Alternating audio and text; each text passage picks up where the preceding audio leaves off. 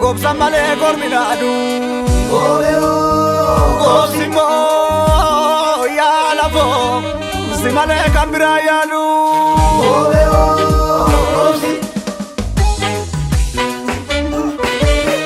gobile gobile gobenge sabra gobsi bari emali tijra gobsi maskala moti ayana gobsi bodi chago sinatana gobsi alala sajima tulu gobsi nukte kanada bulbulu gobsi jibiti adda batala gobsi gobe tamni galgala gobsi jolenge se balbala gobe nukte alure sako japile no ba karana bani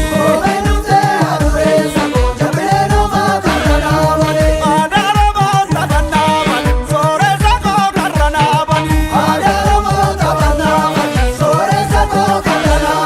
buluko madi keda chama lombu burra gadi afal sifu tala ya dure sako otu mere sanu rafudu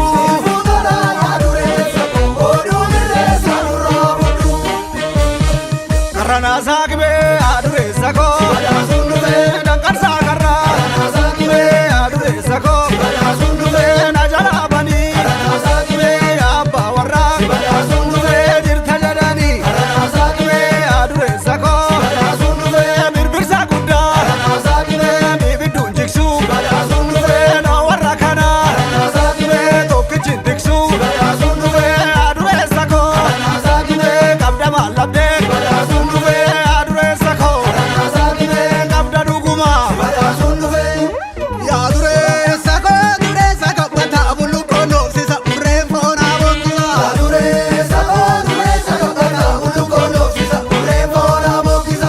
Yadure sako harke wa harke. Yadure sako oti antindi. Yadure sako otaran dilbi.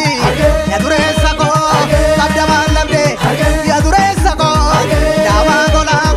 Yadure sako sifu thola. Sine pisa sinabaru gada sateti marmaru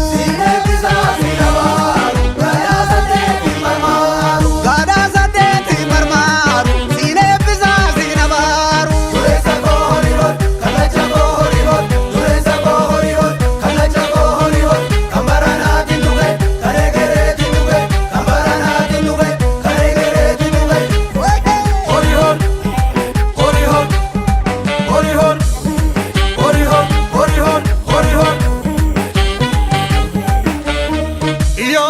iyo dadarari ababo bira